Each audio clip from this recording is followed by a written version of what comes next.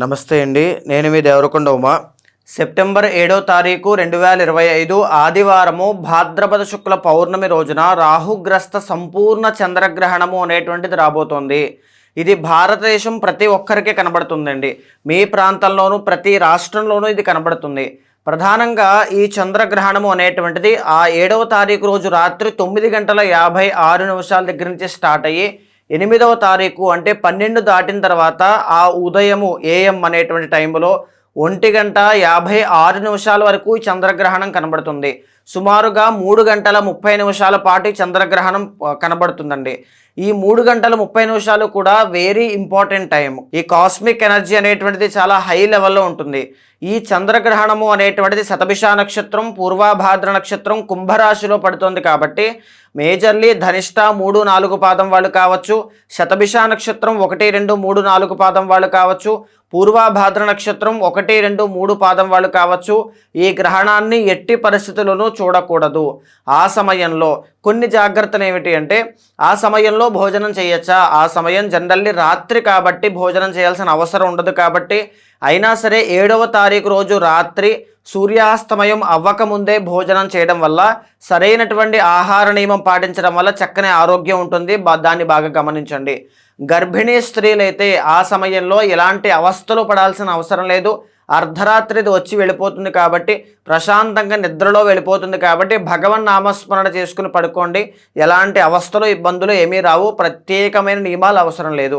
ఇంట్లో ఉండి నిత్యము ఆరాధన చేసుకునేటువంటి మహిళలు, దైవారాధన చేసుకునేటువంటి వాళ్ళు పూజా సామాగ్రి తర్వాత ఇల్లు శుభ్రం చేసుకోవడం ఎప్పుడు చేసుకోవాలి అనుకుంటే 8వ తారీఖు సూర్యోదయం అయిన తర్వాత ఇల్లు శుభ్రం చేసుకోవడం, పూజా సామాగ్రి మొత్తం అంతా కూడా దేవుడి యొక్క చిత్రపటాలు కావచ్చు, దేవుడి యొక్క విగ్రహాలు కావచ్చు, అన్నీ ఒక్కసారి శుభ్రం చేసుకుని అన్నీ చేసుకోవడం 8వ తారీఖు సూర్యోదయం అయిన తర్వాత చేసుకోవాలి. అయితే ప్రధానంగా ఏమిటి అంటే, ఈ యొక్క చంద్రగ్రహణ సమయంలో ఏమేమి చేస్తే మంచిది అంటే, ఎవరైతే స్పిరిచువాలిటీ కోరుకుంటూ ఉన్నారో, మెడిటేషన్ ప్రాక్టీస్ చేస్తూ ఉన్నారో, మంత్ర అనుష్ఠానం చేస్తూ ఉన్నారో, లేకపోతే మంత్రసిద్ధి కావాలి, దైవబలం కావాలి, కష్టాలు ఎక్కువగా ఉన్నాయనుకున్న వాళ్ళు చంద్రగ్రహణ సమయంలో ఏ గ్రహణమైనా సరే ఒక్క నిమిషాన్ని కూడా వేస్ట్ చేయకుండా తనకున్నటువంటి ఉపదేశం ఉన్నటువంటి మంత్రాన్ని సాధన చేయడం ద్వారా కానీ, అనుష్ఠానం కానీ, శ్లోక పారాయణ కానీ, మెడిటేషన్ కానీ ప్రాక్టీస్ చేయడం వల్ల అపారమైనటువంటి శక్తి అనేటువంటిది వస్తుంది. ఆరా అనేటువంటిది కొన్ని వందల రెట్లు డెవలప్ అవుతుంది. ఈ విషయాన్ని బాగా గమనించండి. ఎవరైనా సరే చేయొచ్చు. మీకు ఇష్టమైనటువంటి దైవాన్ని, కులదైవాన్ని తప్పకుండా ఆరాధన అనేటువంటిది చేయండి. అయితే ఈ పూర్వభాద్ర శతభిష నక్షత్రం, ధనిష్ట 3, 4 పాదం వాళ్ళు ఒకవేళ గ్రహణాన్ని చూసినా చూడకపోయినా ఎలాంటి పరిహారము ఆచరించాలి అనేటువంటి చూస్తే 8వ తారీఖు సూర్యోదయం అయిన తర్వాత ఖచ్చితంగా దానం చేయాల్సినవి కేజీంపావు బియ్యం దానంగా ఇవ్వండి, మినువులు దానంగా ఇవ్వండి. ఎందుకు అంటే రాహుగ్రస్తము కాబట్టి మినువులు దానంగా ఇవ్వాలి. వెండి చంద్రబింబము చిన్నది, ఎంత చిన్న సైజ్ అయినా పర్వాలేదు మీ శక్తి బట్టి వెండి చంద్రబింబము అనేటువంటిది ఒకటి దానంగా ఇవ్వండి. చిన్న రాగి పాత్ర అనేటువంటిది ఒకటి దానంగా ఇవ్వండి. నువ్వుల దానము అనేటువంటిది చేయండి.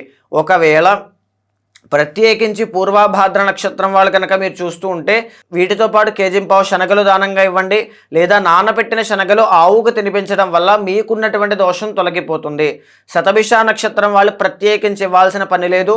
ఆ బియ్యము, మినువులు, వెండి చంద్రబింబము, రాగి పాత్ర, నువ్వులు దానం ఇస్తే సరిపోతుంది. ధనిష్ట నక్షత్రం 3, 4 పాదం వాళ్ళైతే తప్పకుండా వీటితో పాటుగా కందులు, కేజీంపావు కందులు దానంగా ఇవ్వడం కానీ, కందులు నానబెట్టి ఆవుకు తినిపించడం కానీ ఖచ్చితంగా చేయండి.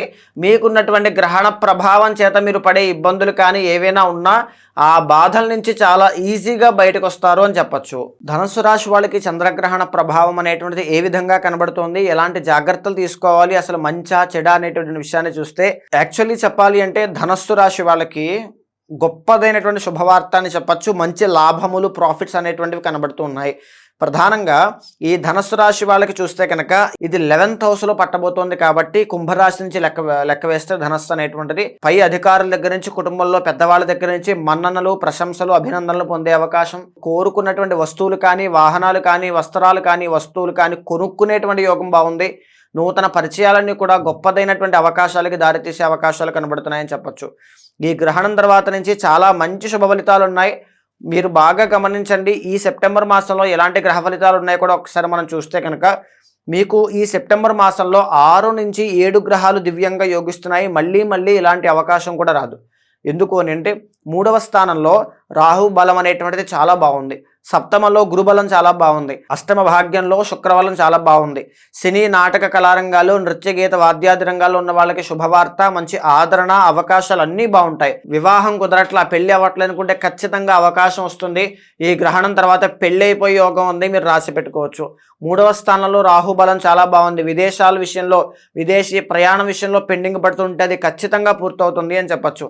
17వ తారీఖు తర్వాత నుంచి మీకు రవి బలం అనేటువంటిది చాలా బాగుంది. సకాలంలో అన్ని పనులు పూర్తవడం, అనారోగ్య సమస్యలు తగ్గడం, పదోన్నతి, రాజకీయ పరంగా ఉన్న వాళ్ళకి మీ చతురత కావచ్చు, మీ తెలివితేటలన్నీ కూడా సఫలీకృతం అవుతాయి. మంచి పేరు ప్రఖ్యాతలు వస్తాయి. ఒక పదవీ యోగం అనేటువంటిది కూడా మీకు దక్కుతుంది. గవర్నమెంట్ జాబ్ కోసం ట్రై చేస్తుంటే రాజయోగాన్ని చూస్తారు. గవర్నమెంట్ జాబ్లో ఉంటూ ప్రమోషన్ కోసం ట్రై చేస్తుంటే ఖచ్చితంగా సక్సెస్ చూస్తారు. 15th తర్వాత నుంచి బుధుడి యొక్క బలం పెరగబోతోంది. స్టాక్ మార్కెట్ కానీ, షేర్ మార్కెట్ కానీ, ట్రేడింగ్ కానీ చేసేటువంటి వాళ్ళకి గొప్ప శుభవార్త అని చెప్పొచ్చు. చాలా మంచి శుభ ఫలితాలు ఉంటాయి అని చెప్పొచ్చు. గ్రాసరీ బిజినెస్లు, ఎక్స్పోర్ట్స్ అండ్ ఇంపోర్ట్స్ కానీ, కమ్యూనికేషన్ డిపార్ట్మెంట్ కానీ, లేకపోతే ఎనీ బిజినెస్ చాలా బాగా వర్కౌట్ అవుతుంది. దానివల్ల మీరు మంచి లాభాలు చూస్తారని చెప్పొచ్చు. 12వ తారీఖు దాటిన తర్వాత నుంచి కుజుడి బలం చాలా బాగా పెరగబోతోంది. దీనివల్ల ఆర్థిక ఇబ్బందులు కానీ, రుణ బాధలు కానీ, కోర్టు పరమైన చిక్కులు కానీ, న్యాయపరమైన చిక్కులు కానీ, ఎవ్రీథింగ్ అన్నీ కూడా సార్ట్ అవుట్ అవుతాయి. మంచి సొల్యూషన్స్ అన్నీ చూస్తారు జీవితంలో.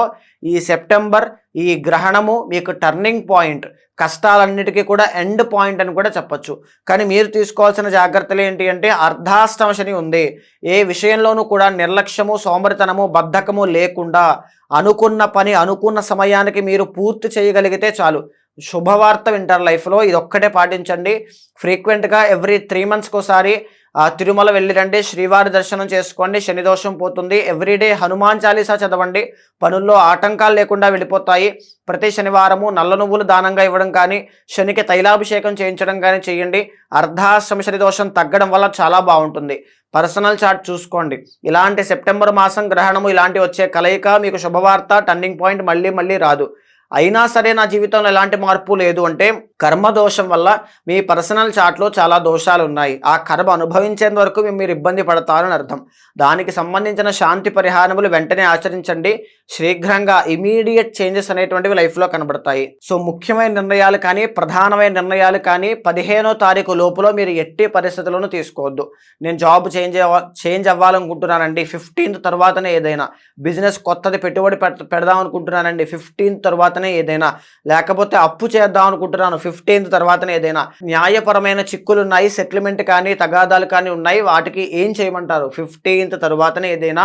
అన్ని విజయాన్ని చూస్తారు 15th తర్వాత నుంచి. చాలా బాగుంది. సో చూసారు కదండి, చంద్రగ్రహణము అనేటువంటిది ఏ రాశుల మీద ఎలాంటి ఎఫెక్ట్స్ అనేటువంటివి చూపిస్తుంది అంటే, చాలా మంది ఈ మీన రాశికి సంబంధించి కావచ్చు, కుంభరాశికి సంబంధించి కావచ్చు, మాకు గ్రహణ ప్రభావం ఉంది కదా, ఏదో అయిపోతుందని భయపడుతూ ఉంటారు. మీరేమీ టెన్షన్ పడాల్సిన అవసరం లేదు. నేను చెప్పిన ఆ రెమెడీస్ అనేటువంటివి పాటించండి. మీ పర్సనల్ చార్ట్ అనేటువంటిది బలంగా ఉందో లేదో చూసుకోండి. ఒకవేళ మీ పర్సనల్ చార్ట్ బలంగా ఉన్నా, మీ దైవ బలం అనేటువంటిది బలంగా ఉన్నా, మీ ప్రయత్న బలం బలంగా ఉన్నా, మీకు ఎలాంటి ఆటంకములు అనేటువంటివి, కష్టములు అనేటువంటివి రావు. నిత్యము కులదేవత ఆరాధన, ఇష్టదైవ ఆరాధన ఎక్కువగా చేయండి. మీకు ఏదైనా సందేహాలున్నా లేదా జాతకం చూపించుకోవాలన్నా మీకు కింద కనిపించే నెంబర్కి కాల్ చేస్తే మా వాళ్ళు మీకు పూర్తి వివరాలు అందిస్తారు. తప్పకుండా మీ జాతకాన్ని చూసిన తర్వాత గోచారంతో సమన్వయం చేస్తూ ఏమైనా దోషాలుంటే శాంతి పరిహారములు మీతో ఆచరింపజేసి భగవత్ అనుగ్రహం కలిగేలా చేస్తాను.